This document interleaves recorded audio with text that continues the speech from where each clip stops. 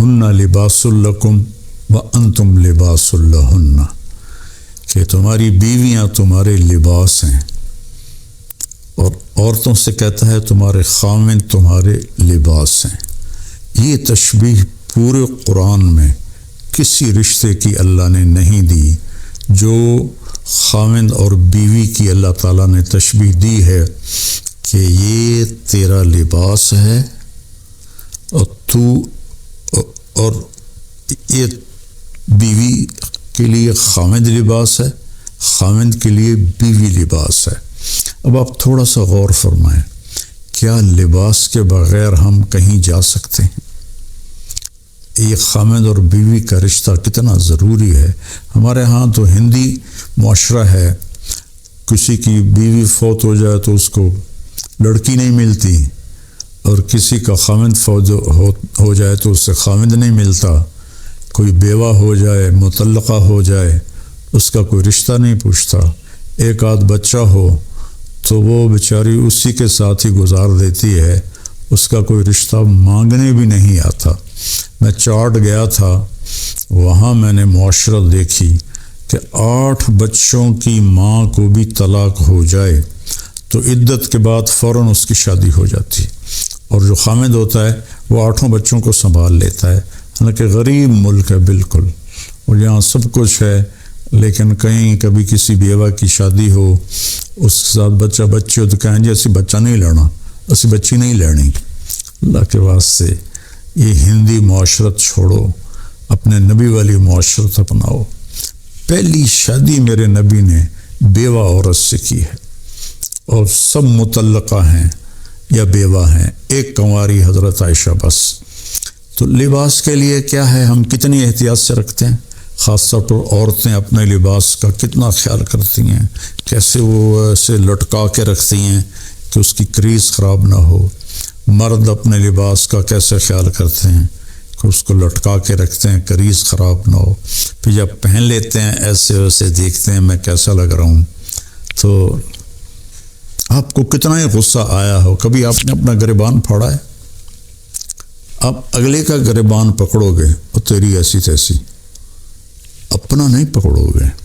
تو اگر آپ اپنی بیوی کو بے عزت کر رہے ہیں تو آپ نے اپنا کرتا پھاڑ دیا ہے۔ کوئی آپ کو عقل مند کہے گا؟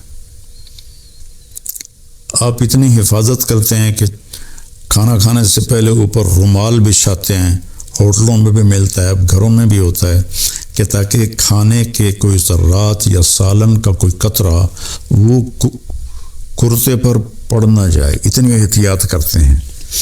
اتنی سی احتیاط آپ کر لیں اپنی بیوی کی اور بیوی اپنے خاوند کی، کہ ایک دوسرے کو برداشت کر لیں۔ جو اللہ کی قسم کھا کے کہتا ہوں، ضد چھوڑنے میں اور جھک جانے میں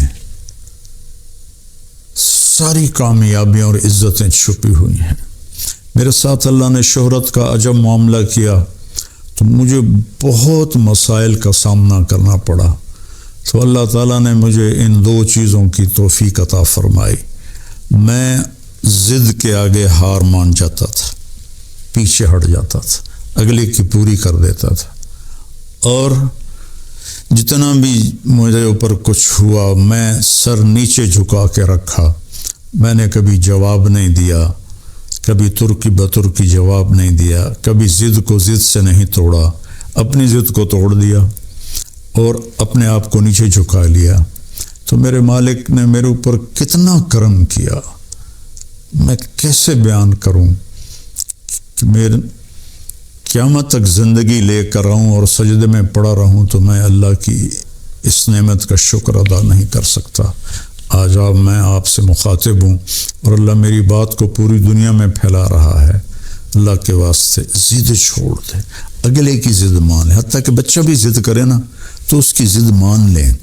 مائیں اس کی پٹائی شروع کر دیتی ہیں، وہیں سے نفرت کے بیج آپ ان کے اندر بو دیتے ہیں۔ ایک جگہ میں تھا تو خواتین جمع تھی تو کہنے لگی مولانا ہمارے بچے ہم سے ڈرتے نہیں۔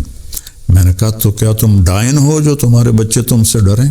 تم ماں بنو، تم یہ سوال کرو کہ ہمارے بچے ہم سے پیار کریں، کیا کیا جائے؟ یہ بھی کوئی سوال ہے کہ ہمارے بچے ہم سے ڈرتے نہیں؟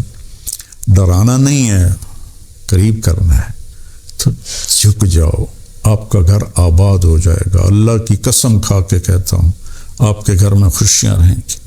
اگر آپ ضدوں پر رہیں گے تو پھر اپنے کپڑے پھاڑیں گے، تو اپنے کپڑے پھاڑنے والا یا پاگل ہوتا ہے یا بے عقل ہوتا ہے۔ تو ایک تو تشبیہ یہ ہے جس میں اللہ تعالیٰ نے ہمیں اتنا خوبصورت سمجھایا ہے کہ ہن لباس لکم وانتم لباس لہن۔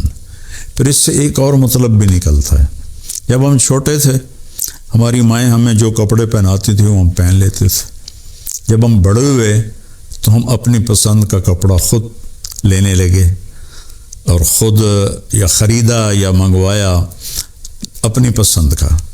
تو اس میں یہ اشارہ ہے کہ بچہ جوان ہو تو ان کی پسند کا خیال ضرور کریں، ان کی پسند کا خیال ضرور کریں، ان پر اپنی مرضی مسلط نہ کریں۔ وہ اگر خوشی سے مان رہے ہیں شکر ہے اللہ کا، لیکن مثلا بیٹا کہہ دیتا ہے کہ اماں میں نے یہاں شادی نہیں کرنی، یا بیٹی کہہ دیتی ہے اماں میں نے یہاں شادی نہیں کرنی، وہ اللہ کے واسطے ان کے اوپر زبردستی نہ کرو، جبر نہ کرو۔ یہ اللہ نے ان کو حق دیا ہے، لڑکی کو بھی لڑکے کو بھی اللہ نے حق دیا ہے کہ وہ انکار کر دے۔ اس کو لڑائی نہ بناؤ، اس کو نافرمانی نہ سمجھو بچوں کی۔ یہ بچے اور بچی کا حق ہے، تو ماں باپ اس کی رعایت کریں، زبردستی کی شادیاں نہ کریں۔ بہت تباہی مچتی ہے، بہت تباہی مچتی ہے۔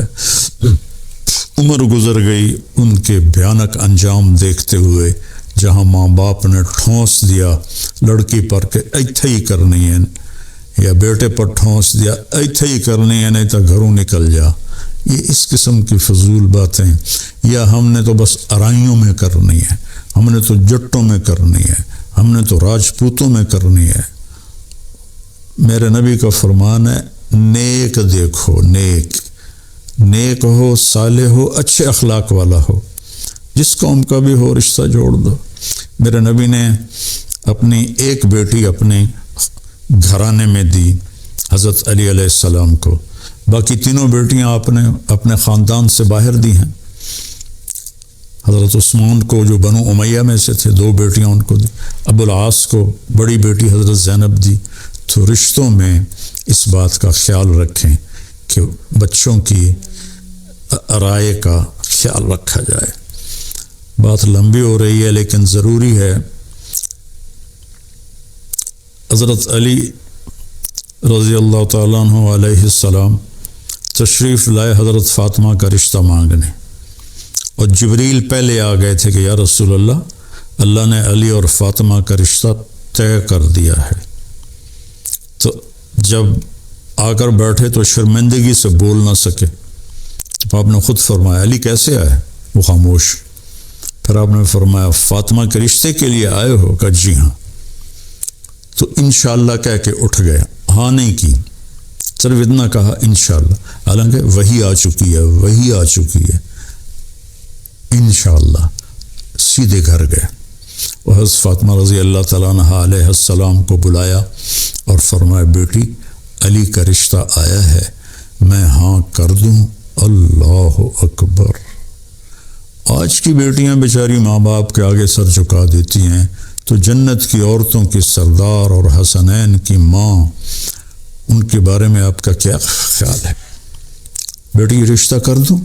جب حضرت فاطمہ نے ہاں کی، کنواری بچی کی خاموشی ہاں ہوتی ہے، انکار نہیں ہوتا ہے، تو آپ خاموش رہیں، اس کا مطلب تھا کہ میں تیار ہوں۔ اب فوراً واپس گئے، علی لوگوں کو بلاؤ۔